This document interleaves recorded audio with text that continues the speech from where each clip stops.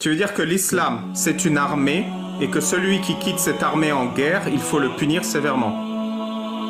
Je voulais dire qu'il y a des secrets. Et quel secret de l'islam l'apostat il prend? Et il devient ennemi, c'est la morale de l'islam. Tu sais, Jack, j'ai une théorie. Quand quelqu'un vient défendre l'islam, il fait tout pour ne pas parler d'islam.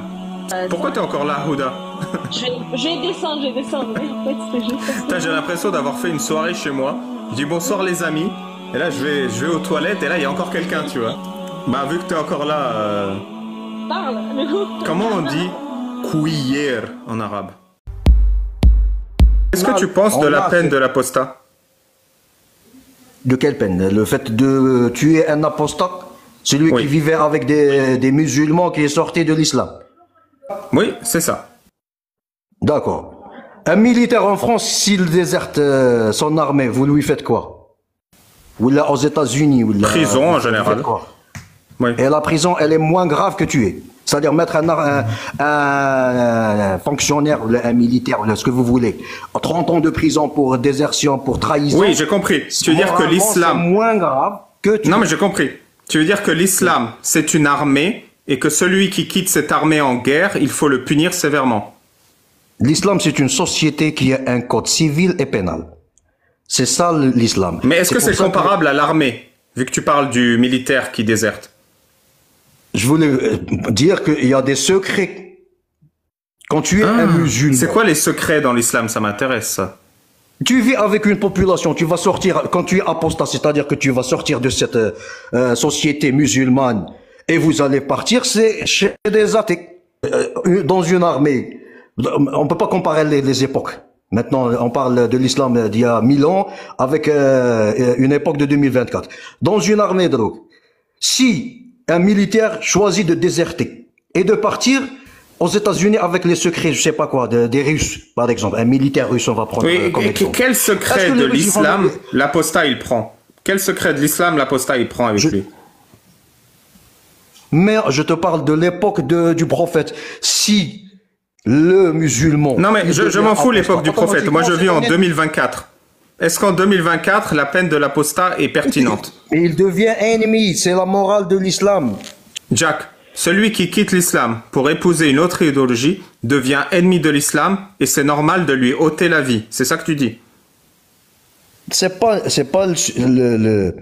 les musulmans qui sont ennemis. Les apostats vont sortir de la religion pour aller chez l'ennemi. C'est pas la même chose. Je te parle de l'époque du prophèt. Oui, mais aujourd'hui. C'est pas parce que un État a un drapeau qu'il a le monopole de la morale. Les guerres qui sont maintenant, la Russie avec l'Ukraine, ou l'époque où il y avait une guerre... Non mais arrête de me raconter l'histoire. Aujourd'hui, l'apostat qui quitte l'islam, en 2024, est-ce qu'il mérite que l'État islamique lui ôte la vie? Mais l'État islamique, il combat tout le monde. Les premières victimes de l'État islamique sont des musulmans. Qu'est-ce que tu me parles? Oui, tu veux dire qu'un État islamique, c'est dangereux. Moralement, ce que vous dites, vous l'avez à géométrie variable. Toi, tu ne peux pas attaquer un autre État que l'islam. Vous n'attaquez que l'islam. Mais vous avez la même chose dans vos sociétés. Qu'elles soient laïques, humanistes, démocrates, ce que vous voulez. Ils appliquent la même chose. Pour moi, un fonctionnaire qui touche, un employé qui touche 2000 €, alors que son PDG, il va avoir tu sais, Jack, j'ai une théorie. J'ai une théorie, c'est de l'esclavage. Quand quelqu'un vient défendre l'islam, il fait tout pour ne pas parler d'islam. C'est pour ça, tu me parles de l'Ukraine, tu me parles de la Russie, tu me parles de l'État, tu me parles des grèves. Non, tu fais tout pour ne pas parler d'islam. Du coup, je repose ma question. Vous avez un paradoxe. Ne parle pas en même temps que moi. Ne parle pas en même temps que moi. Ne parle pas en même temps que moi. Ne parle pas en même temps que moi. Merci, Jack. C'était très intéressant. Bonne soirée. Ne parle pas en même temps que moi.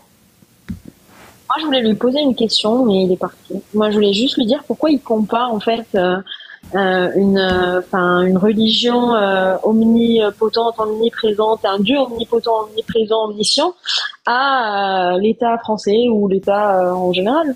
Tu ne peux pas lui poser des questions, il parle tout seul. Oui, je sais. Je voulais lui dire. Mais pourquoi tu es encore là, Houda? Je vais descendre. Mais en fait, c'était juste parce que... J'ai l'impression d'avoir fait une soirée chez moi. Je dis bonsoir les amis. Et là, je vais aux toilettes et là, il y a encore quelqu'un, tu vois. Ils sont toujours là, mais je vais partir, c'est bon. C'est juste pour lui poser cette question. Bref, je vais partir, c'est bon. Bah, vu que tu es encore là...